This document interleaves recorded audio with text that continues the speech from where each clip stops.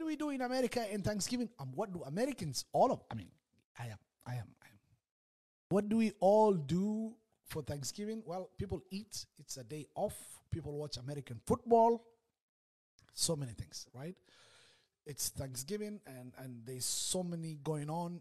You know, all the shops are closed. The street is there's nobody out here right now. People are preparing food for the evening. People are watching football. For some of us, we're lucky. It's the World Cup. You're watching the game. I was watching the Ghana game. You know, but some of us are lucky that we get to watch NFL at the same time we're watching the World Cup. I just got down watching Ghana play Portugal, and the penalty, that was not a penalty. I don't see it being a penalty. That was a free goal. Penaldo. Now on Twitter, I was reading a new name for Ronaldo is Penaldo. Penalty. You know, Penaldo. That's just his nickname. You know, and my wife was telling me, hey, they got a new name for Ronaldo, and his name is Penaldo. You know, and that was not a penalty, honestly. Like, seriously, the Ghanaian defender got to the ball before Penaldo, and Penaldo just felt his presence and just, you know, he jumped and fell down, and and so a penalty was called. I don't know why they don't have a VAR for penalties. They should have gone back to the VAR as they do. But a friend of mine was joking. There's no VAR for African countries. Only European countries, when they're playing, is when there is VAR. There was no VAR, and I wish they went to the VAR to check if indeed Penaldo got it. If the ref got the penalty right, but they don't. Unfortunately, they don't have that. So it was the ref's decision. They called the penalty, and it is. But I mean, Ghana fought back. They almost came back and fought back, and they almost tied. They didn't tie, but almost tied. Ended with the score of 3-2. But here's an interesting thing. In 2010 World Cup in South Africa, I was in South Africa. I was watching the game between Ghana and Uruguay.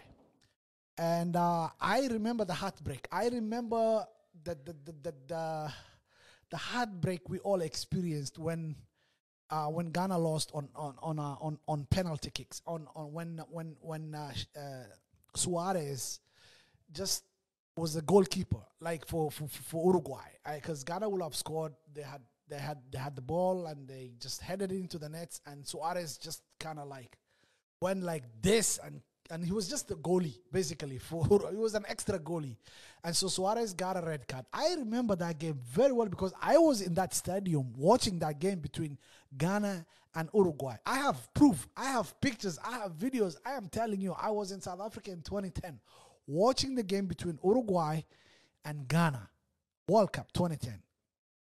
Yeah, I'll post it in a little bit. And so I was seated and was watching. I was behind the goal, and I could clearly see, excuse me, I could clearly see, and that, Suarez just put his hands up and just pushed the ball out. But the ball came in. That ball crossed the line. It was a goal, but the referee said it's a penalty. What's his name? I forgot. The striker that, he really rushed it, and he shouldn't have.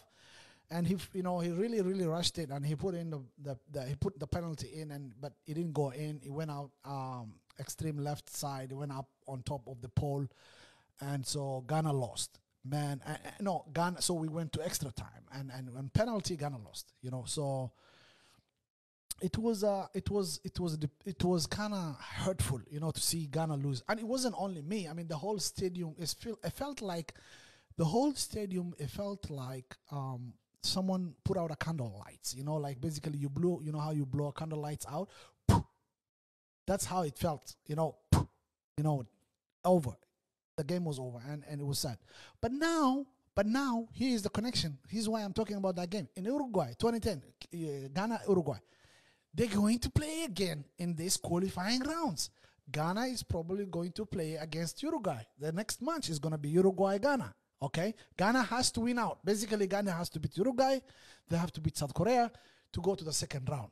Right? So this could be a revenge game. Unless there's a some sort of a conspiracy between Uruguay and Portugal, and they come up with something. I don't know what, because I'm sure they're gonna probably end up playing the last game of the qualifying round in the group. But I see a revenge game between Uruguay and Ghana again now, and I can't wait. Excuse me, and I can't wait for that. I can't wait to see it.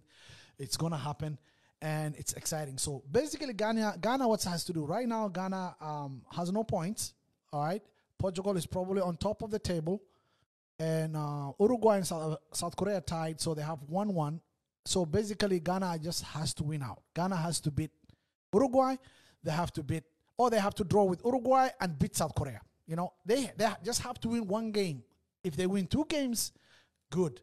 But Uruguay doesn't have a loss. South Korea doesn't have a loss. Portugal has a win, and Ghana has no win.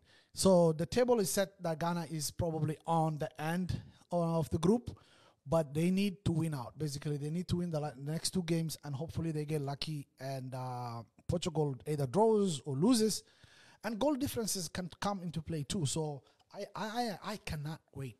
I cannot wait for the revenge game between Ghana and Uruguay. I've been waiting for this for a very, very long time, and hopefully now Ghana can have their revenge, and hopefully they can beat Uruguay, and we have they go into the next stage.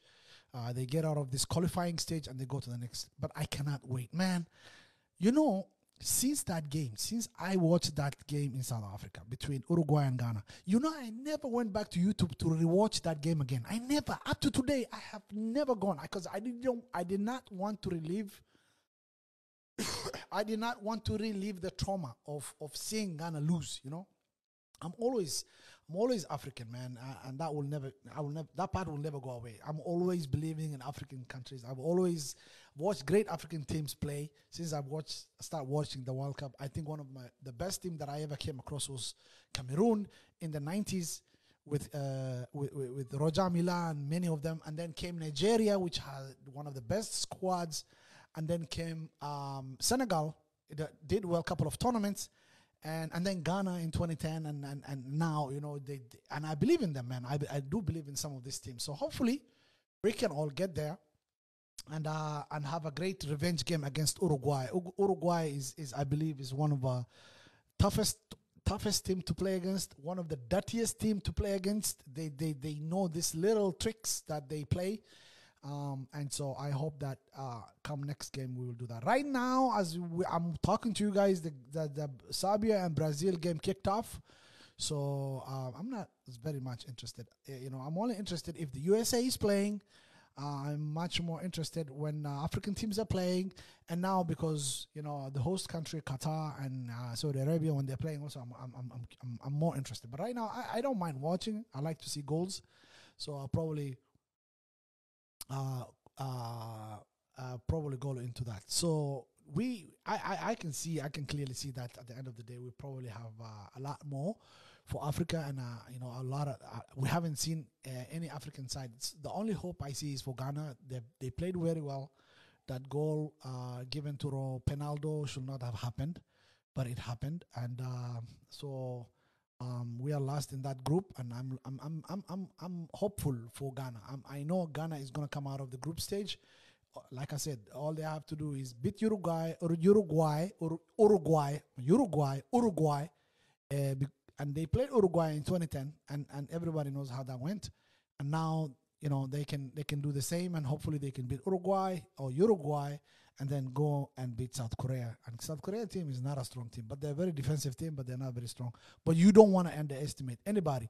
The group stages is going to be a tough one. Hopefully Ghana can come through, and hopefully also Senegal can come through. They have a chance. Senegal has a chance too as well. So I look forward to seeing these teams come through for Africa and maybe qualify to the. I know Morocco is playing. I know Tunisia is playing, and so the group stages look a little bit easier. There is a group of death, as well, in some of these groups, and it's tough.